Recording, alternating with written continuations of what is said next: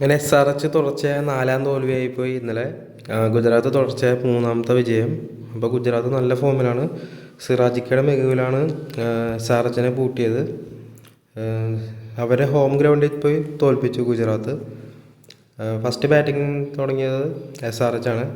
പക്ഷേ SRHന് കാര്യമായിട്ടൊന്നും ചെയ്യാൻ പറ്റിയില്ല. നിതീഷ് കുമാർ റെഡ്ഡി, ഹെൻറിച്ച് ക്ലാഷൻ അവർ മാത്രമേ ഒന്ന് കുറച്ചെങ്കിലും ഫോമായുള്ളൂ. ബാക്കി എല്ലാവരും ഉടൻ തന്നെ മുഹമ്മദ് സിറാജ് എടുത്തു പറയേണ്ട ഒന്നാണ്. 4 വിക്കറ്റാണ് അദ്ദേഹം വീഴ്ത്തിയത്. ഗുജറാത്തിന് വേണ്ടി അവരെ ക്യാപ്റ്റൻ ഇന്നിങ്സ് സൂപ്പറായിരുന്നു. ക്യാപ്റ്റനും വാഷിങ്ടൺ സുന്ദറും കൂടിയാണ് കളി കൊണ്ടുപോയത്. പിന്നെ റുദർഫോർഡും വന്ന് കളി ജയിപ്പിച്ചു. ജോസ് ബട്ട്ലറും സായി സുദർശനും ഒന്നും ചെയ്യാൻ കഴിഞ്ഞില്ല. ജോസ് ബട്ട്ലർ ഡക്കിൽ ഔട്ടായി.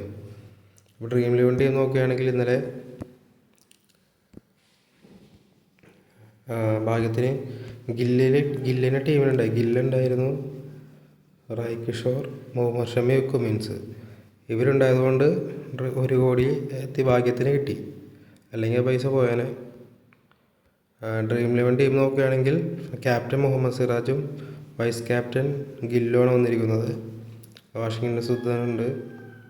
5 ബൗളേഴ്സും ആണ് ഇത്തവണ ടീമിലോട്ട് കയറിയിരിക്കുന്നത്. 1085 പോയിൻ്റാണ്. വിന്നറിനെ നോക്കുകയാണെങ്കിൽ അവൻ കറക്റ്റ് ഡ്രീം 11 ടീം ഇട്ടിട്ടുണ്ട്. വൈസ് ക്യാപ്റ്റൻ മാത്രം മാറിപ്പോയി. വൈസ് ക്യാപ്റ്റൻ ഗില്ലാക്കിയിരുന്നെങ്കിൽ അവന് കറക്റ്റ് കിട്ടിയാണ്. പെർഫെക്റ്റ് ടീമാണ് ഇട്ടേക്കണത്. നെയിൻ സിംഗർ ഗുജ്റാർ കളിക്കാൻ